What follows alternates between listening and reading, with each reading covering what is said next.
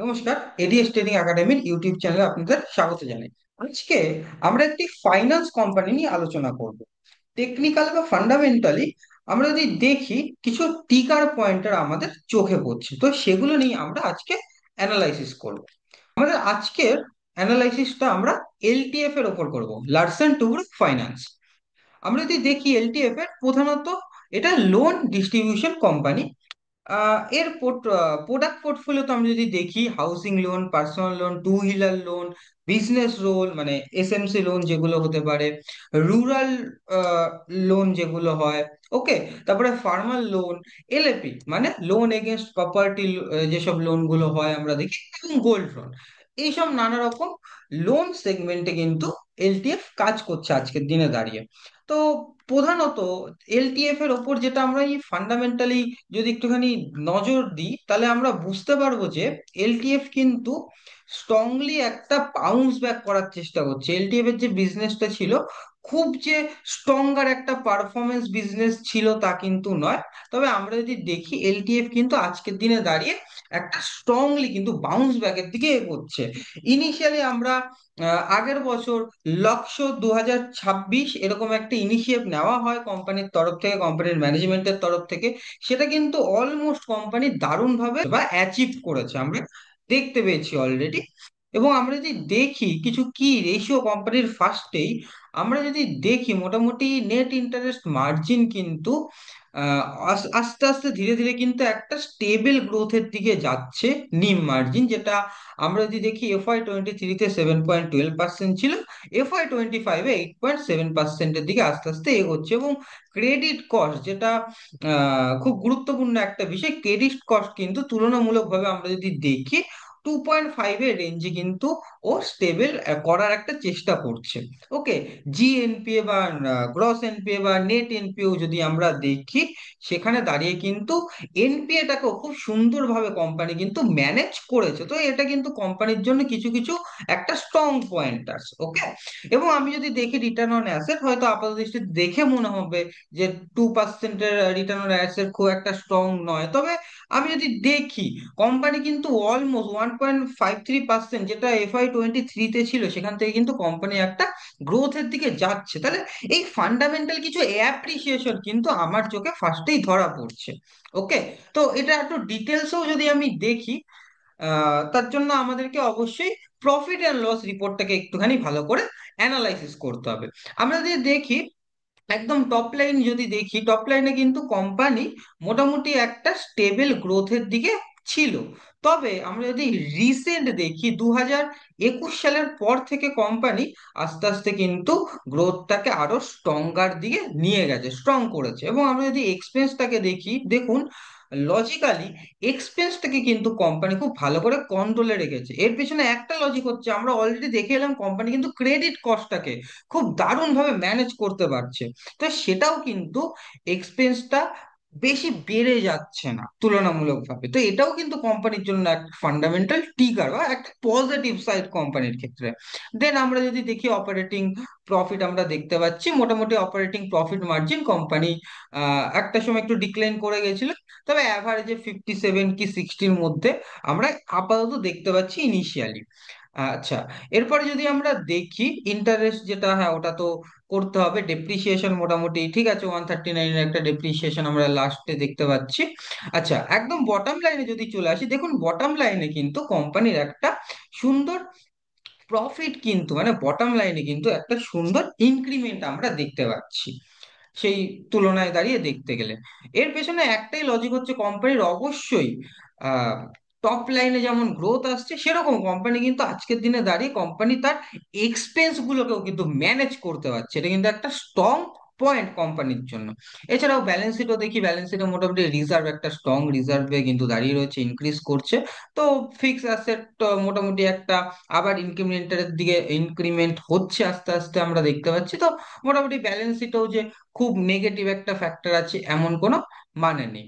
ওকে, তো এত অব্দি আমরা দেখতে পাচ্ছি। এবার আমরা একটুখানি শেয়ার হোল্ডার প্যাটার্নটাকে যদি একটুখানি অ্যানালাইসিস করি, আমরা দেখতে পারবো অলরেডি প্রোমোটার কিন্তু 66.24 এর কাছাকাছি নিয়ে রেখেছে। তো এটা যদি আমরা দেখি সেই 2022 সাল থেকে কিন্তু এটার কিন্তু খুব বেশি নড়চড় হয়নি। কোম্পানি কিন্তু তার শেয়ার গুলোকে, মানে management, actual promoter promoter share গুলোকে কিন্তু হোল্ড করে রেখেছে। তাহলে এটা কিন্তু একটা পজিটিভ ফ্যাক্টর। এফআইআই যদি দেখি, এফআইআই কিন্তু রিসেন্টলি সেপ্টেম্বর 2024-এর পর একটুখানি হলেও ডিক্রিমেন্ট করেছিল ডিসেম্বর 2024-এ। তবে আমরা আবার রিসেন্ট মার্চ 2025 দেখতে পাচ্ছি আবার কিন্তু জাস্ট সামান্য একটুখানি ইনক্রিমেন্ট কিন্তু করেছে কোম্পানি। তো ঠিক আছে, এটাও একটা পজিটিভ ফ্যাক্টর। তবে ডিআইআই কিন্তু প্রায় 12.17%-এর তুলনায় আজকের দিনে দাঁড়িয়ে কিন্তু মার্চ 2025-এ 13.28% ইনক্রিমেন্ট করেছে। আর একটা ব্যাপার, পাবলিক হোল্ডিং কিন্তু কমেছে। এবার হ্যাঁ, পাবলিক হোল্ডার্সরা অ্যাকচুয়াল কিন্তু আমরা বলি এরা কিন্তু খুব শর্ট মানি হয়। ওকে, তো পাবলিক হোল্ডার কোনো জায়গা থেকে বেরিয়ে যাচ্ছে এবং সেই পার্সেন্টেজ হোল্ডটা যদি এফআইআই বা ডিআইআই বা প্রোমোটার নিজে যদি অ্যাকোয়ার করে, তাহলে কিন্তু এটা একটি কোম্পানির জন্য অবশ্যই পজিটিভ ফ্যাক্টর। এটা কিন্তু মাথায় রাখতে হবে, কারণ এফআইআই ডিআইআই তুলনামূলকভাবে এটা কিন্তু স্ট্রং হ্যান্ড। ওকে, তো এদের কাছে অ্যানালিটিক্স পাওয়ার অনেক বেশি থাকে, এদের কাছে কিন্তু রিসার্চ টিম অনেক বড় থাকে। তো এরা যদি পাবলিকের শেয়ার গুলোকে অ্যাকোয়ার করা শুরু করে, তার মানে কিন্তু বুঝতে হবে কোথাও না কোথাও কিছু না কিছু একটা কিন্তু কুকিং হচ্ছে কোম্পানিটার ভেতরে। তো ফান্ডামেন্টালি আমি যদি দেখি, একটা মোটামুটি স্ট্রং পজিশনে কিন্তু কোম্পানি আজকের দিনে দাঁড়িয়ে রয়েছে। তবে হ্যাঁ, একটা লজিক কি আছে, কিছু নেগেটিভ ফ্যাক্টরে যদি আমি একটুখানি ভাবার চেষ্টা করি এলটিএফ এর ক্ষেত্রে, নেগেটিভ ফ্যাক্টর হতে পারে যেহেতু আরবান বা রুরাল এরিয়াগুলোতে এলটিএফ কিন্তু কাজ করছে, সেহেতু আমরা যদি দেখি ফার্মার লোন প্রোভাইড করছে, টু হুইলার লোন প্রোভাইড করছে। ওকে, কোনো কারণে যদি এই আরবান বা রুরাল ডেভেলপমেন্টে যদি কোনো নেগেটিভ ফ্যাক্টর চলে আসে আমাদের ইকোনমিতে, তাহলে কিন্তু এটা এলটিএফ এর জন্য একটা নেগেটিভ ফ্যাক্টর হবে। এলটিএফ তার যে জিএনপিএ, গ্রস এনপিএ বা নেট এনপিএ গুলোকে এত স্ট্রংলি মেনটেন রাখতে পারছে, সেইখানে কিন্তু একটা চাপ হয়ে যেতে পারে। ঠিক আছে, তো এটা একটা নেগেটিভ ফ্যাক্টর। এবং আর আরো যদি দেখি, যেহেতু ফার্মার্স লোন প্রোভাইড করছে, সেহেতু মনসুন যদি আমাদের, এখন মনসুনের দিকে আমরা এগোচ্ছি, তো মনসুনটা যদি খারাপ হয়, অতিবৃষ্টি বা একদমই অনাবৃষ্টি যদি হয়, সেই ক্ষেত্রেও কিন্তু একটা এফেক্ট হবে।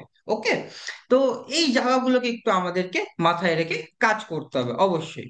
আচ্ছা, এর একটু ভ্যালুয়েশনটা এবার একবার যদি আমি দেখার চেষ্টা করি, অলমোস্ট ওর পি কত দাঁড়িয়ে রয়েছে, 19.2 এর পি তে দাঁড়িয়ে রয়েছে আমরা দেখতে পাচ্ছি একটা।